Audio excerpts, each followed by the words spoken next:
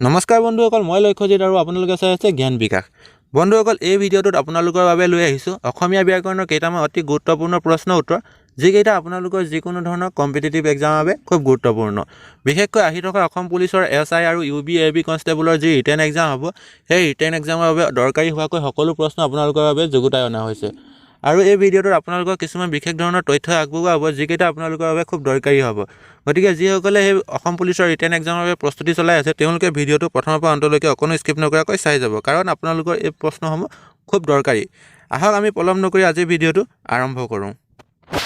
প্ৰথম প্ৰশ্নটো হৈছে, সংস্কৃত ভাষাত ব্যঞ্জন বৰ্ণৰ সংখ্যা কিমান? 33, 41, 25, 32।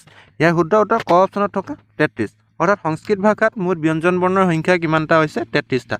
সংস্কৃত ভাষাত 33টা ব্যঞ্জন বৰ্ণ আছে, আৰু যদি অসমীয়া ভাষাত কেইটা ব্যঞ্জন বৰ্ণ বুলি সোধে তেনেহ'লে আপোনালোকে লিখিব লাগিব 41টা। অসমীয়া ভাষাৰ ব্যঞ্জন বৰ্ণৰ সংখ্যা 41টা আৰু সংস্কৃত ভাষাৰ ব্যঞ্জন বৰ্ণৰ সংখ্যা 33টা। পৰৱৰ্তী প্ৰশ্নলৈ আগবাঢ়িছোঁ। পৰৱৰ্তী প্ৰশ্নটো হৈছে, অসমীয়া ভাষাত স্বৰধ্বনিৰ সংখ্যা কেইটা? 11, 8, 10, 4 নহয়, এইটো 6 আছিল, কিন্তু ইয়াৰ শুদ্ধ উত্তৰ কি হ'ব? ইয়াৰ অসমীয়া ভাষাত স্বৰধ্বনিৰ সংখ্যা আছিল মুঠ খ অপশ্যনত থকা 8টা। অসমীয়া ভাষাৰ মুঠ স্বৰধ্বনিৰ সংখ্যা 8টা, আৰু স্বৰ বৰ্ণৰ সংখ্যা কেইটা বুলি ক'লে তেতিয়াহে হ'ব 11টা। 11টা স্বৰ বৰ্ণ আৰু 8টা মুঠ স্বৰধ্বনি অসমীয়া ভাষাত আছে। পৰৱৰ্তী প্ৰশ্নলৈ আগবাঢ়ো। পৰৱৰ্তী প্ৰশ্নটো হৈছে, তলৰ কোনটো সূৰ্যৰ সমাৰ্থক শব্দ নহয়? আদিত্য, অৰুণ, মহী, অৰ্ক। ইয়াৰ ভিতৰত যিটো গ অপশ্যনত আছে মহী, মহীটো সূৰ্যৰ সমাৰ্থক শব্দ নহয়। বাকী আদিত্য, অৰুণ আৰু অৰ্ক এই তিনিটা হৈছে সূৰ্যৰ একোটা সমাৰ্থক শব্দ। পৰৱৰ্তী প্ৰশ্নলৈ আগবাঢ়িছোঁ। পৰৱৰ্তী প্ৰশ্নটো হৈছে, তলৰ কোনটো নদীৰ সমাৰ্থক শব্দ? অম্বৰ, অৰ্ক, শশাংক, হৰিত। ইয়াৰ ভিতৰত যিটো ঘ অপশ্যনত আছে হৰিত, হৰিতটো হৈছে নদীৰ এটা সমাৰ্থক শব্দ। বাকী তিনিটা নদীৰ সমাৰ্থক শব্দ নহয়। আহক এতিয়া পৰৱৰ্তী প্ৰশ্নলৈ। পৰৱৰ্তী প্ৰশ্নটো হৈছে, ব্যোম মানে কি? আকাশ, চন্দ্ৰ, সূৰ্য, পৃথিৱী। ইয়াৰ ভিতৰত ব্যোম শব্দটোৰ অৰ্থ কি? আকাশ। ইয়াৰ ক অপশ্যনত যিটো আছে আকাশ হৈছে ব্যোমৰ এটা সমাৰ্থক শব্দ। আকাশৰ সমাৰ্থক শব্দ কি বুলি ক'লে আপোনালোকে মনত ৰাখিব, ব্যোম বুলিও জনা যায়। পৰৱৰ্তী প্ৰশ্নলৈ আগবাঢ়িছোঁ। পৰৱৰ্তী প্ৰশ্নটো হৈছে, তলৰ কোনটো বতাহৰ সমাৰ্থক শব্দ নহয়? বায়ু, নলিন, অনিল, সমীৰণ। ইয়াৰ ভিতৰত যিটো খ অপশ্যনত আছে নলিন, নলিনটো হৈছে বায়ুৰ এটা সমাৰ্থক শব্দ নহয়। বায়ু বা বতাহৰ সমাৰ্থক শব্দ নলিনটো নহয়। বাকী বায়ু, অনিল আৰু সমীৰণ হৈছে বতাহৰ একোটা সমাৰ্থক শব্দ। পৰৱৰ্তী প্ৰশ্নলৈ আগবাঢ়িছোঁ। পৰৱৰ্তী প্ৰশ্নটো হৈছে, তলৰ কোনটো সৰল বাক্য নহয়? মালতীয়ে সূতা কাটিছে, গৰুৱে ঘাঁহ খায়, ভগৱানক প্ৰাৰ্থনা কৰিলে তেওঁক পোৱা যায়, ছাত্ৰই পঢ়ে। ইয়াৰ ভিতৰত সৰল বাক্য কোনটো নহয় বুলি সুধিছে। সৰল বাক্য মানে কি আপোনালোকে মনত ৰাখিব লাগিব। সৰল বাক্য বুলি ক'লে এটা বাক্য কেৱল এটা মানে আপোনালোকৰ কি থাকিব লাগিব? এজন কৰ্তা থাকিব লাগিব আৰু এটাই মাত্ৰ ক্ৰিয়া থাকিব লাগিব। মানে এজনে কিবা এটা কৰি থকা হ'ব লাগিব আৰু সেই মানুহজনে কিবা এটা কাম কৰা বুজায়, এটা কাম কৰা বুজাব লাগিব, তেতিয়া সেই বাক্যটো সৰল বাক্য বুলি কয়। যেনে ধৰক আপোনালোকৰ ইয়াত প্ৰথম বাক্যটো আছে মালতীয়ে সূতা কাটিছে। ইয়াত আপোনালোকে চাওক, কৰ্তা কেইজন আছে? এজন আছে, মালতী, আৰু কাম কি কৰিছে? সূতা কাটিছে। এটাই আছে, সেইটো কাৰণে এইটো কি হৈছে? এটা সৰল বাক্য হয়। তাৰপিছত পৰৱৰ্তীটো যিটো আছে গৰু, গৰুটো এটা কৰ্তা আৰু ঘাঁহ খায়, সেইটো এটা হয়, সেইটো কাৰণে এইটো সৰল বাক্য হয়। কিন্তু ভগৱানক প্ৰাৰ্থনা কৰিলে তেওঁক পোৱা যায়, ইয়াত কি আছে? ভগৱান আছে, প্ৰাৰ্থনা কৰিব আৰু তেওঁক পাব, মানে ইয়াত দুটা ক্ৰিয়া আছে। গতিকে এইটো কি হৈছে? সৰল বাক্য নহয়। এইটো এটা কি হ'ব? ই এটা জটিল বাক্য বা মিশ্ৰ বাক্য বুলি কয়। গতিকে ইয়াৰ শুদ্ধ উত্তৰ হ'ব যিটো গ অপশ্যনত আছে, ভগৱানক প্ৰাৰ্থনা কৰিলে তেওঁক পোৱা যায়, সেইটো ইয়াৰ শুদ্ধ উত্তৰ। আপোনালোকে সৰল বাক্য কি সেই কথাটো আপোনালোকে মনত ৰাখি থ'ব। পৰৱৰ্তী প্ৰশ্নলৈ আহিছোঁ। পৰৱৰ্তী প্ৰশ্নটো হৈছে, তলৰ কোনটো জটিল বাক্য? ব্ৰাহ্মণে পূজা কৰে, সি ভাত খাইছে, মই গান গাওঁ, সৰুতে যত্ন কৰিলে ডাঙৰত ৰত্ন পায়। ইয়াত চাওক, প্ৰথমটোত কি আছে? ব্ৰাহ্মণে পূজা কৰে। ইয়াত ব্ৰাহ্মণ আৰু পূজা কৰে, এইটো এটা সৰল বাক্য। সি ভাত খাইছে, এইটো সৰল বাক্য। মই গান গাওঁ, এইটো সৰল বাক্য। কিন্তু সৰুতে যত্ন কৰিলে ডাঙৰত ৰত্ন পায়, ইয়াত দুটা বাক্য যোগ হৈ আছে। গতিকে ই মিশ্ৰ বাক্য বা জটিল বাক্য হয়। এইটোৱে শুদ্ধ উত্তৰ। অৰ্থাৎ ঘ অপশ্যনত থকা যিটো সৰুতে যত্ন কৰিলে ডাঙৰত ৰত্ন পায়, সৰুতে যত্ন কৰিব তেতিয়াহে ডাঙৰত ৰত্ন পাব, এইটো এটা জটিল বাক্য হয়। গতিকে আহক পৰৱৰ্তী প্ৰশ্নলৈ আগবাঢ়িছোঁ। পৰৱৰ্তী প্ৰশ্নটো হৈছে, তলৰ কোনটো যৌগিক বাক্য? যৌগিক বাক্য কি হ'ব? যৌগিক বাক্যত দুটা বাক্য একেলগে সংযোগ কৰা থাকিব, সেই বাক্যটোকে যৌগিক বাক্য বুলি কোৱা হয়। যেনে ধৰক আপোনালোকে ইয়াত কি আছে? তেওঁ আহিল আৰু মই গ'লোঁ। ইয়াত দুটা বাক্য আছে, তেওঁ আহিল, মই গ'লোঁ। গতিকে ই এটা যৌগিক বাক্য। পিছৰটো কি আছে? মই বহোঁ। ইয়াত কৰ্তা আৰু ক্ৰিয়া, দুটা শব্দ আছে অকল, এইটো সৰল বাক্য। দেশক ভাল পালেহে দেশপ্ৰেমিক হ'ব পাৰি, এইটো এটা জটিল বাক্য। দেশক ভাল পালেহে দেশপ্ৰেমিক হ'ব পাৰি, ইয়াত এটা বাক্যই আছে, অলপ দীঘলকৈ আছে, ইয়াত আপোনালোকৰ দুটা বাক্য সংযোগ কৰা হৈছে, গতিকে ই এটা জটিল বাক্য আৰু ওপৰৰ এটাও নহয়। ইয়াত শুদ্ধ উত্তৰ কি হ'ব? গতিকে ক অপশ্যনত থকা যিটো তেওঁ আহিল আৰু মই গ'লোঁ, দুটা বাক্য সংযোগ হৈ আছে, গতিকে ই এটা যৌগিক বাক্য। পৰৱৰ্তী প্ৰশ্নলৈ আহিছোঁ। পৰৱৰ্তী প্ৰশ্ন হৈছে তলৰ বাক্যকেইটা যৌগিক ৰূপত লিখা। কিতাপখন ভাল নহয়, মই নপঢ়িলোঁ। ইয়াক যৌগিক ৰূপত লিখিলে কি হ'ব? ইয়াক হ'ব কিতাপখন ভাল নহয়, সেয়ে মই নপঢ়িলোঁ। ইয়াত ক'ত আছে সেই অপশ্যনটো? যিটো খ অপশ্যনত আছে, কিতাপখন ভাল নহয়, সেয়ে মই নপঢ়িলোঁ, ই হ'ব এটা যৌগিক ৰূপ। এই বাক্যটোৰ দুটা বাক্যৰ যৌগিক ৰূপ হ'লে খ অপশ্যনত থকা কিতাপখন ভাল নহয়, সেয়ে মই নপঢ়িলোঁ। আপোনালোকে এইবোৰ বাক্যবোৰ অপশ্যনৰ পৰা আপোনালোকে চাই আপোনালোকে উত্তৰবোৰ জানিব পাৰিব। পৰৱৰ্তী প্ৰশ্নটো হৈছে ভাৰতীয় স্বাধীনতা সংগ্ৰামৰ আধাৰত নিৰ্মিত প্ৰথম অসমীয়া ছবিখনৰ নাম কি? পুবেৰুণ, সতী বেউলা, কেঁচা সোণ, বিপ্লৱী। এইটো আপোনালোকৰ এটা জিকে প্ৰশ্ন বা অসমৰ যি কলা সংস্কৃতি তাৰ লগত জড়িত প্ৰশ্ন। ইয়াৰ উত্তৰ আপোনালোকে দিবলৈ চেষ্টা কৰিব। ইয়াক আপোনালোকৰ আগৰ এটা ভিডিঅ'ত আপোনালোকক মই এই প্ৰশ্নটো দিছিলোঁ। যদি আপোনালোকে ভিডিঅ'সমূহ চাইছে তেনেহ'লে আপোনালোকে ইয়াৰ উত্তৰ দিবলৈ সক্ষম হ'ব। আপোনালোকৰ টেষ্ট কৰিবলৈকে মই প্ৰশ্নটো দিছিলোঁ, যদি আপোনালোকে পাৰে কমেণ্ট বক্সত উত্তৰটো দি থ'ব। আহক এতিয়া পৰৱৰ্তী প্ৰশ্নলৈ যাওঁ। পৰৱৰ্তী প্ৰশ্নটো হৈছে অসমীয়া ভাষাত বাক্য কেই প্ৰকাৰৰ? 10, 8, 6, 5। ইয়াৰ ভিতৰত শুদ্ধ উত্তৰ কোনটো? ইয়াৰ ভিতৰত শুদ্ধ উত্তৰটো হৈছে ঘ অপশ্যনত থকা 5 প্ৰকাৰৰ। অৰ্থাৎ অসমীয়া ভাষাত মুঠ 5 প্ৰকাৰৰ বাক্য আছে। প্ৰথমটো হৈছে বৰ্ণনাত্মক, প্ৰশ্নসূচক, অনুজ্ঞাবোধক, ভাৱবোধক আৰু ইচ্ছাত্মক। এইকেইটা হৈছে অসমীয়া ভাষাৰ মুঠ বাক্যকেইটাৰ প্ৰকাৰ। পৰৱৰ্তী প্ৰশ্নটো হৈছে পুৰাণ শব্দটোৰ পদ পৰিৱৰ্তন কৰিলে কি হ'ব?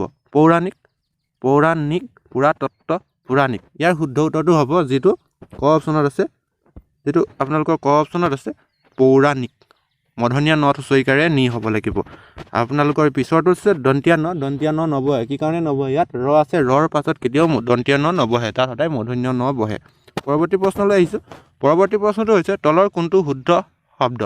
তলৰ শব্দ কোনটো শুদ্ধ হ'ব? শাৰীৰিক, শৰীৰিক, শাৰীৰিক, শাৰীৰিক। ইয়াৰ ভিতৰত শুদ্ধ কোনটো?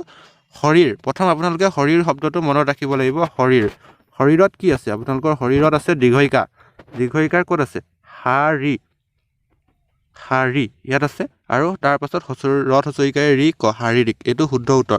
কিন্তু শাৰীৰিক বুলি নকয়, আমাক সাধাৰণতে শাৰীৰিক বুলি কয়। শাৰীৰিক লিখোঁতে আপোনালোকে শুদ্ধ উত্তৰ কোনটো হ'ব? যিটো খ অপশ্যনত আছে, এইটোৱে শুদ্ধ ৰূপ, শাৰীৰিক। ৰত দীৰ্ঘইকাৰে ৰি, ৰত হুঁচৰিকাৰে ৰি ক, এইটোৱে শুদ্ধ উত্তৰ হ'ব। পৰৱৰ্তী প্ৰশ্নলৈ আহিছোঁ। পৰৱৰ্তী প্ৰশ্নটো হৈছে অনুমান শব্দটোৰ বিশেষণ ৰূপ কি?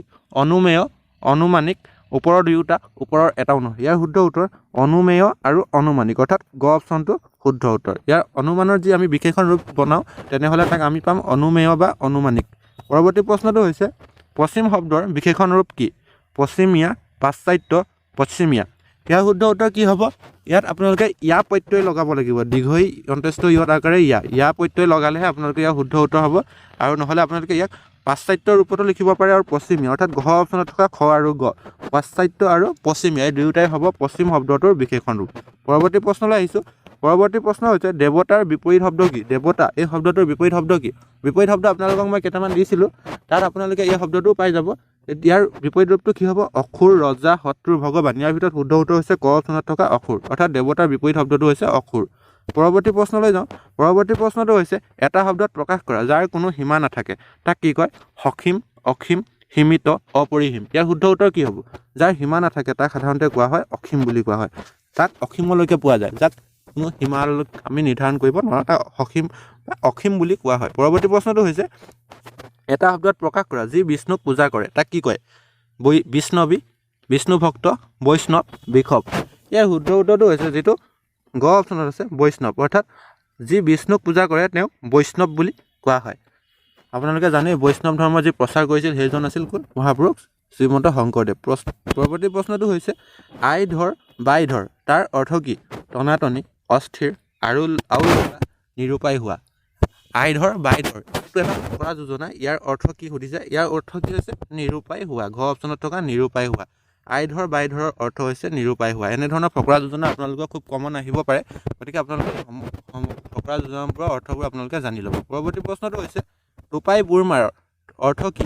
একেবাৰে মিছা কথা কোৱা, অলিক কল্পনা কৰা, ভালদৰে চোৱা, অঘাইতং। ইয়াৰ শুদ্ধ উত্তৰ যিটো ক অপশ্যনত আছে একেবাৰে মিছা কথা কৰা। টোপাই বুৰ মাৰ মানে একেবাৰে মিছা কথা কৈ নোহোৱা হৈ যোৱা, যিটো কথাৰ কোনো ভেলু নাথাকে। পৰৱৰ্তী প্ৰশ্নটো হৈছে বগলী ভকত মানে কি? অঘাই নং, বাহিৰত শান্ত ভিতৰত দুষ্ট, জাকত জিলিকা গা এৰা দিয়া।